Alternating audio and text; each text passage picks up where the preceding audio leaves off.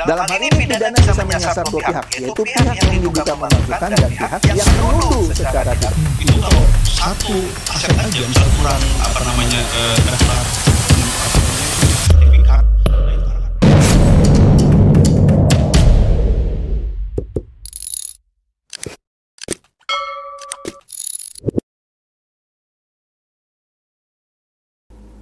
Halo Bapak Ibu, saudara-saudari sekalian, lovers and haters. Salam cerdas Indonesiaku. Jumpa lagi kita pada kesempatan kali ini. Bagi Anda yang belum subscribe channel saya, silakan subscribe channel saya. Tekan loncengnya agar Anda dapat notifikasi setiap kali saya mengupload video-video saya. Kali ini saya akan membahas mengenai, menurut saya, blunder dari Kementerian HAM atas kasus penyerangan rumah, itu bukan gereja, rumah yang dipakai untuk retret pelajar-pelajar Kristen. Terjadilah pengrusakan baik rumah itu maupun sejumlah mobil. Dan para pesertanya sampai sekarang menurut berita masih menderita gangguan psikis. Oh, nanti kita lihat videonya lah. Ngeri banget gitu ya. Kenapa saya bilang tanda kutip blunder dari Kementerian HAM ini? Karena justru bingung saya ini. Kementerian HAM ini minta para pelakunya yang sudah ditahan oleh pihak kepolisian, karena ini adalah pelanggaran yang jelas-jelas pidana, ya kan? Minta untuk ditangguhkan penahanannya. Loh, justru korbannya yang harus dilindungi, kok ini melindungi pelanggar HAM? Geblek banget deh. Astaga. Kesel saya nih ngelihatnya ya. Oke deh. Saya perlihatkan lagi satu foto yang pernah saya tayangkan di konten saya 2 hari lalu. Ini dia. Ini saya ada di depan Masjid Baba Alun di tepi jalan tol di daerah Cilandak Barat. Pendiri Masjid Baba Alun ini adalah Yusuf Hamka, ya, senior saya di suatu institusi sekolah beberapa puluh tahun lalu. Dia senior saya. Dulu sebelum ganti nama jadi Yusuf Hamka, namanya Alun. Makanya dia bikin masjid, dikasih nama Masjid Baba Alun. Karena Yusuf Hamka orang Tionghoa. Anda lihat sendiri ya, ornamen masjid itu gaya Tionghoa. Anda lihat yang paling kiri pakai baju putih, mengacungkan 3 jari, itu saya. Baba Alun yang pakai kaos kuning. Wah, dia low profile ya dalam kesehariannya. Kita mengacungkan 3 jari bukan berarti mendukung Ganjar Mahfud waktu itu. Kita mengacungkan 3 jari itu artinya kita mau mengamalkan sila ketiga dari Pancasila, yaitu Persatuan Indonesia. Di mana Indonesia kita harus jaga persatuannya sehingga nggak boleh ada yang namanya hal-hal yang melanggar SARA. Kita boleh berbeda suku, tapi tetap harus satu. Kita boleh berbeda agama, tapi tetap harus satu. Kita boleh berbeda ras, tetapi harus tetap satu. Kita boleh berbeda antar golongan, tapi tetap satu. Itu saya banyak belajar dari Baba Alun ya. Dari Baba Alun ini saya juga belajar ya nilai-nilai keislaman beliau ya kan. Kan beliau diangkat anak sama Buya Hamka ya, sehingga namanya jadi Yusuf Hamka. Salah satunya adalah lakum dinukum waliyadin. Agamamu, agamamu, agamaku, agamaku. Atau terbalik lah ya. Pokoknya gitulah. Intinya ya orang kalau berbeda agama ya oke lah, kita saling menghargai. Tadi agamamu, agamamu, agamaku, agamaku. Bagus ini Yusuf Hamka. Ya. Oke deh. Tapi apa yang terjadi baru-baru ini beberapa hari lalu lah. Berapa ya, sekitar semingguan kali ya, ntar kita lihat lagi ya. Itu ada penyerangan sekelompok orang, masyarakat, rumah seseorang, bukan gereja loh, ini rumah loh. Waktu itu ada retret, dia pakai villa itu Kemudian diserang oleh sekelompok orang di daerah Cidahu, Sukabumi. Kita lihat sajalah videonya ya, supaya lebih jelas. Yuk kita saksikan videonya. Bahwa kami tidak ada membangun gereja. Tempat itu adalah villa pribadi. Kami sedang mengadakan retret dalam rangka liburan sekolah anak-anak. Dan kebanyakan pesertanya adalah remaja dan anak-anak. Tiba-tiba kami mendengar suara keramaian di pagar. Orang gedor-gedor pagar, orang berteriak-teriak. Dan pada saat itu kami sangat kaget. Karena tiba-tiba banyak batu-batu bertebaran. Batu-batu dilempar.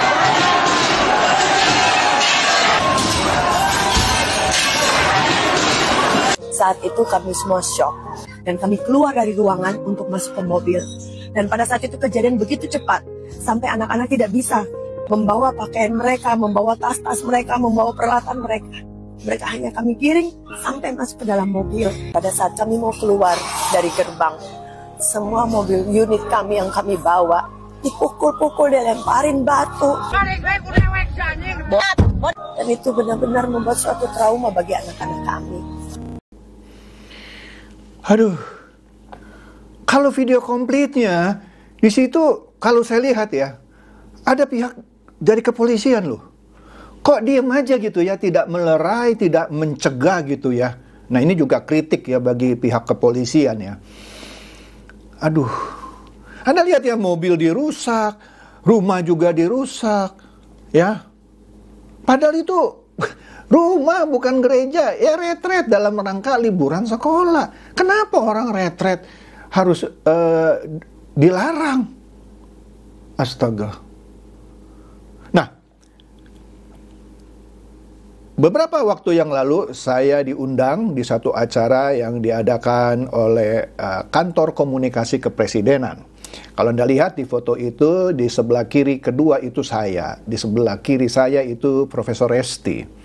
Ya, kemudian seharusnya kepala kantor komunikasi kepresidenan yaitu Pak Hasan Nasbi harusnya hadir sebagai narasumber, tapi beliau tiba-tiba dipanggil oleh Pak Prabowo, maka acara di rumah Gatot Kaca ini dihadiri oleh Deputi 1 dari kantor komunikasi kepresidenan Muhammad Isra Ramli, didampingi oleh Prita Laura.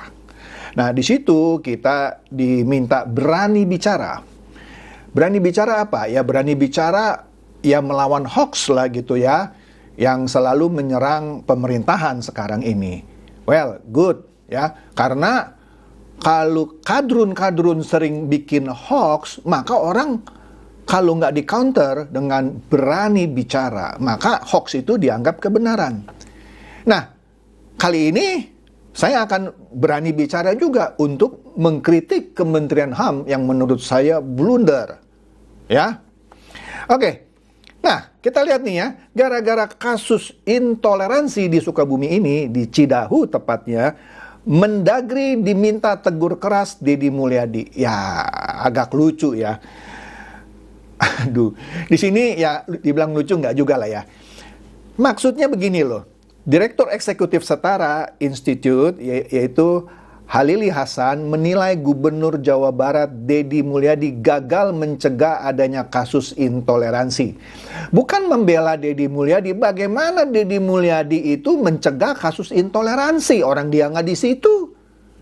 Ya oke lah, mungkin di wilayahnya, tapi kan bukan dia yang harus mencegah secara langsung. Ada pihak kepolisian yang saya lihat di video itu. Kenapa enggak dibilang pihak kepolisian Jawa Barat atau khususnya yang di Sukabumi gagal? Oke deh. Nah, di sini dibilang gagal karena salah satunya karena ada masalah pembubaran retret pelajar Kristen di sebuah villa di Desa Tangkil, Kecamatan Cidahu, Kabupaten Sukabumi pada Jumat 27 Juni 2025. Enggak pakai lama. Ya 3 hari lah kira-kira gitu ya. Langsung Deddy Mulyadi janji akan mengawal proses hukum karena ini adalah tindakan pidana. Ya pengerusakan, Anda lihat videonya tadi. rumah orang dirusak, mobil orang dirusak gitu ya. Dia janji akan kawal proses hukum kasus perusakan rumah singgah di Cidahu. Dia minta pihak kepolisian untuk menindaklanjuti ini karena ini adalah kasus pidana. Nah, tidak pakai lama juga 7 orang jadi tersangka. Karena ini pidana ya, pengrusakan rumah, mobil ya. Jadi tersangka dalam kasus tadi pembubaran retret pelajar Kristen di Sukabumi. Nah, di sini menurut Tempo, Gubernur Jawa Barat Kang Deddy Mulyadi mengatakan sebanyak 7 orang telah ditetapkan tersangka atas peristiwa pembubaran paksa retret pelajar Kristen di Cidahu, Sukabumi pada Jumat 27 Juni 2025.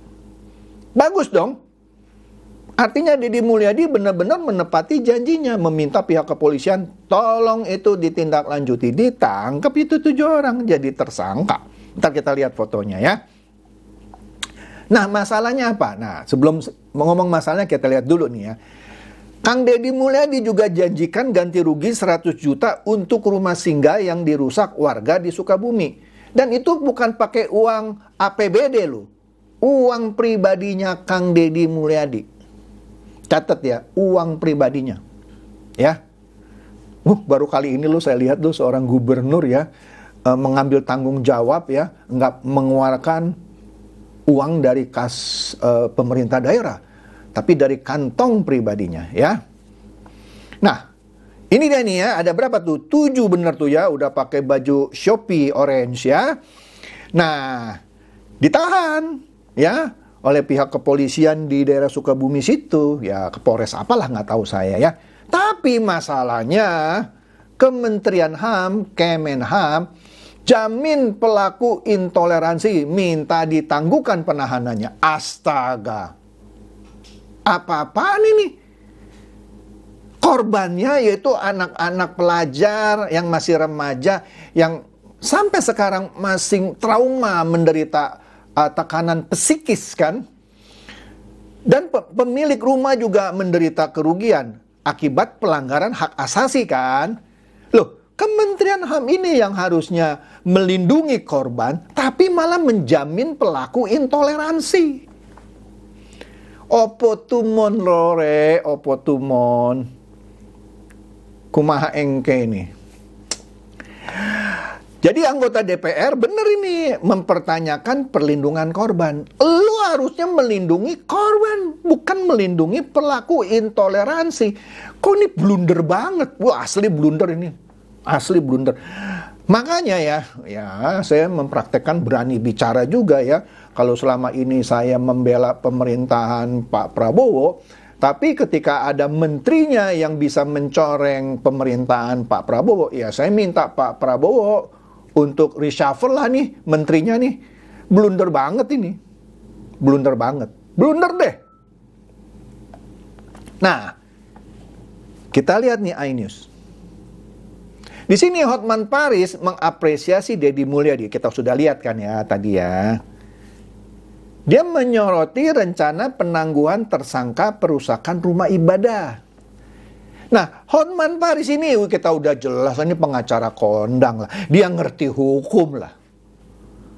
Nggak usah Hotman Paris, saya pun lah walaupun bukan pengacara, orang yang ngerti hukum. Jelas kok yang melakukan pengerusakan tadi itu melanggar hukum, pidana itu. Makanya Kang Deddy Mulyadi minta pihak kepolisian untuk mengawal kasus ini dan menangkap dan pastikan diproses. Lah, Pak Gubernurnya aja sudah tegas itu. Masa Kementerian HAM minta bahwa tersangka perusakan ini penahanannya ditangguhkan? Atas dasar apa? Lah, saya ya nggak ngerti hukum aja heran ini. Astaga. Dulu kan namanya Kementerian Politik, Hukum, dan HAM. Sekarang kan dipisah-pisah itu ya. Cuman Kemenham aja, hukumnya nggak ada. Mungkin gara-gara hukumnya nggak ada, cuman HAM-nya doang, itu pun salah.